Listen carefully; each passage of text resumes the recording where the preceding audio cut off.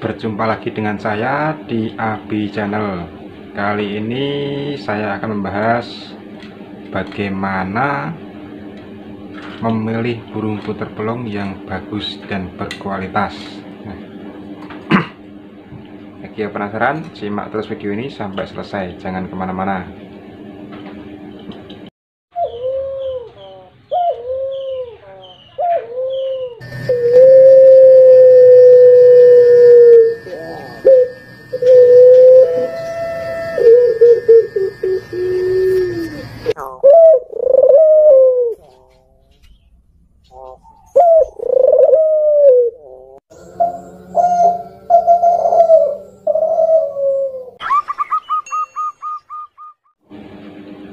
Assalamualaikum warahmatullahi wabarakatuh. Nah, apa kabar teman-teman pecinta angguan semua? Saya harap kabar kalian semua baik-baik semua ya semuanya. Ya, jadi saya ucapkan terima kasih kepada teman-teman semua sudah berkunjung ke channel ini. Jadi sebelum lanjut ke pembahasan, saya ingatkan pada teman-teman yang baru berkunjung atau belum subscribe, langsung saja klik tombol subscribe di bawah video ini. Nah, subscribe ini gratis ya teman-teman ya, nggak berbayar.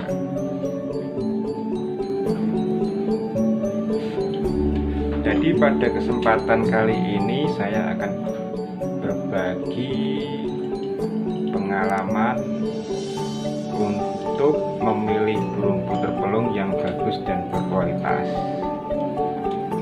Jadi sebelum saya membuat video ini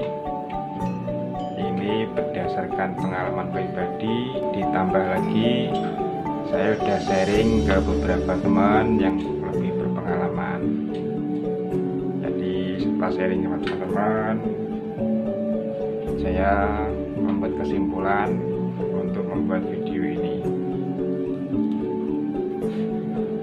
Jadi kalau untuk memilih burung puter pelung ini kan istilahnya memilih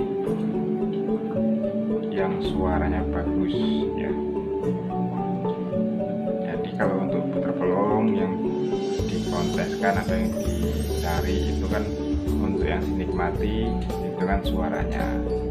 Jadi kalau misal kita menikmati atau menilai suara, itu tidak luput dari ciri fisiknya. Jadi kita nggak bisa ninggalin ciri-ciri fisiknya. Jadi bagaimana ciri-ciri burung puter pelung yang suaranya bagus, itu kira-kira bagaimana ciri-ciri fisiknya?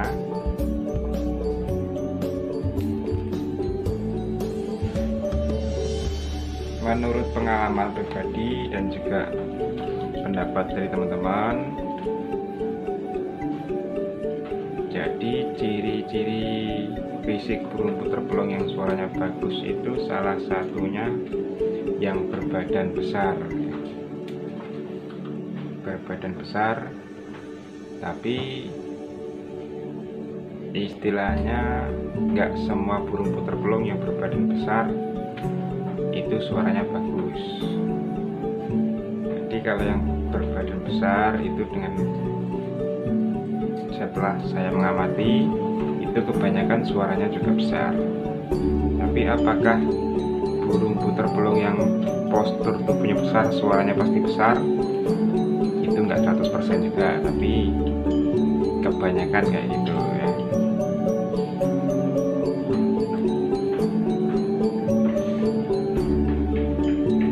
Berbadan besar itu bukan berarti yang badannya besar, kepalanya kecil, itu kegemukan ya. Tapi yang suaranya besar itu biasanya yang kepalanya besar, lehernya besar, badannya besar, jadi seimbang. Nah, bukan cuma besar badannya gemuk gitu, bukan. Jadi biasanya yang suara besar itu dihasilkan dari kepala yang besar. Kepala yang besar itu dalam arti tengkoraknya ya, tengkoraknya besar, bukan besar karena kegemukan. Jadi tengkoraknya besar itu kebanyakan suara burung puter belongnya besar juga.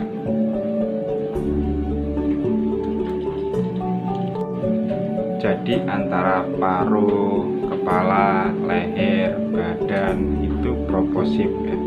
Jadi seimbang. Karena sesuai pengamatan biasanya kalau ada burung puter yang badannya besar tapi lehernya kecil atau kepalanya kecil, itu suaranya juga nggak bisa besar ya. Walaupun ada, itu pengecualian. Dan kemudian panjangnya suara atau pendeknya suara burung puter belong, nah itu kenapa dibilang burung puter belong, yaitu ya karena suaranya itu panjang, melung. Nah, beda sama suara burung puter lokal. Kalau burung puter lokal pendek, kukruk wok, kukruk wok. Kalau puter belong itu cenderung suara tengahnya itu panjang, kukruk. Jadi kalau untuk membedakan jenis burung puter belong dan puter lokal itu udah pernah saya bahas ya. Ini linknya saya taruh di sini ya. Nah, kita bisa lihat perbedaan burung puter belong dan puter belong. Maaf, burung puter belong dan lokal. Nah, itu tadi yang pertama ya. Kalau burung puter belong yang suaranya besar, itu biasanya postur tubuhnya besar juga. Bukan cuma besar tubuhnya, tapi proportif. Dari paruh, kepala, leher hingga badannya itu besar. Tapi nggak kalah pentingnya itu kalau kita membeli burung puter belong itu harus di kondisi yang burung puter belong itu sehat.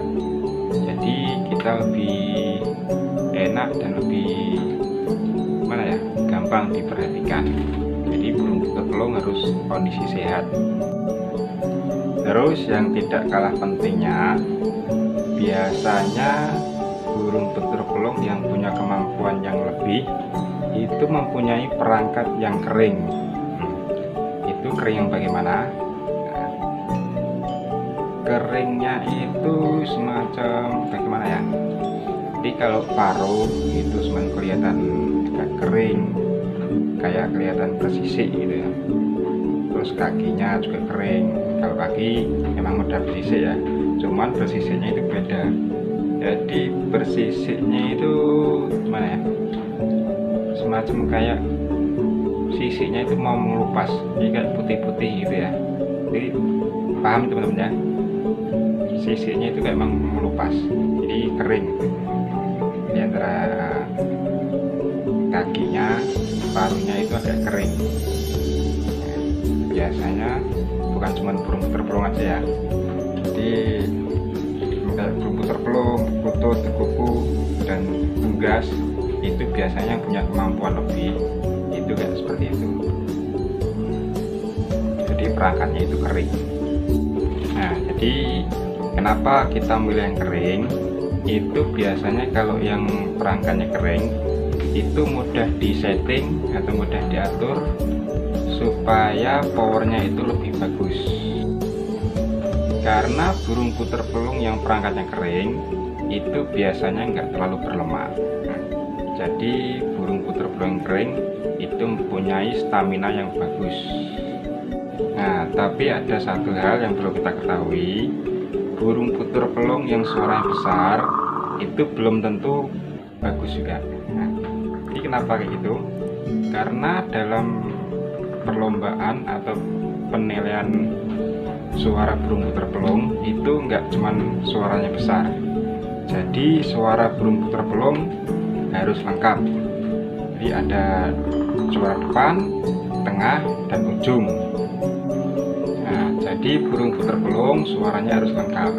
Ada suara depan, tengah, ujung, terus harus ada ditunjang lagi sama dasar suara, terus dasar irama. Nah, jadi suaranya harus lengkap. Karena dalam perlombaan burung puter belong itu ada penilaian atau pakem ya.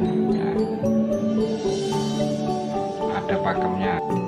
Jadi harus komplit. Ada suara depan, tengah, ujung, sama dasar suara, dasar irama.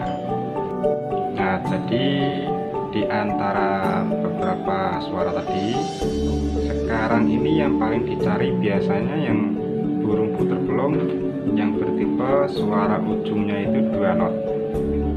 Nah, 2 not ini yang seperti apa?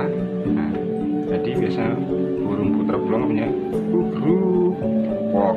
Nah, walk kalau itu kan satu nada ya. Nah, jadi yang dicari sekarang tuh dua not ya, 2 kata. Walk, nah itu kan 2 kata. Walk. Nah, jadi ada yang walk, walk itu kan satu nada. Walk, nah, kalau walk itu kan 2 not. Nah, sekarang misalnya itu yang paling dicari sama orang banyak kan. Jadi suara ujungnya itu yang walk 2 not. Walk, walk. Nah, jadi yang suara ujungnya 2 not itu biasanya yang dicari sama orang-orang sekarang ini, belakangan ini. Itu ada nilai lebih biasanya di suara ujung. Tapi apakah yang suara ujungnya itu 2 not udah bagus? Itu nggak bisa dibilang seperti itu juga ya, karena harus lengkap. Nah, tengahnya ada yang panjang juga, seperti yang panjang belum tentu bagus juga, kayak seperti walk. Nah, itu kan suaranya panjang tapi datar ya. Nah, sedangkan nilai burung puter belum ini harus ada dasar irama ya. Kalau panjang lurus kan itu nggak ada iramanya. Walk, di tengahnya lurus, nggak ada nada, nggak ada iramanya. Jadi walaupun agak pendek, kalau ada irama itu biasanya dapat nilai plus, seperti walk. Nah, itu biasanya nilainya bisa lebih. Jadi kan bukan cuma panjang, jadi harus ada irama juga gitu. Ya syukur-syukur kalau tengahnya ada irama, ujungnya ada istilahnya 2 not, nah itu lebih bagus lagi ya.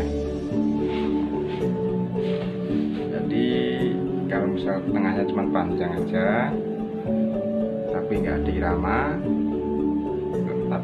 itu lebih bagus yang agak pendek sedikit tapi ada iramanya. Soalnya penilaian burung terbelung atau pakemnya itu kan harus ada depan, tengah, ujung, dasar, sama irama. Nah, dasar itu apa? Jadi dasarnya itu ada yang suaranya jernih, ada yang serak. Nah itu dasarnya ya. Kalau misal teman-teman yang berpengalaman, kalau misal ada salah bisa di komen, masukin kritik atau sarannya. Jadi tahu pengalaman dan setelah berbincang-bincang sama teman-teman, itu kesimpulan dari saya. Mudah-mudahan video ini bermanfaat bagi teman-teman yang istilahnya yang baru mau beli burung atau membeli burung yang bagus ya, untuk pakai gantangan. Nah, saya rasa video kali ini cukup sekian dulu. Sampai jumpa di video-video berikutnya. Tidak bosan saya ingatkan, yang belum subscribe langsung saja klik tombol subscribe di bawah video ini. Salam seduluran ya. Wassalamualaikum warahmatullahi wabarakatuh.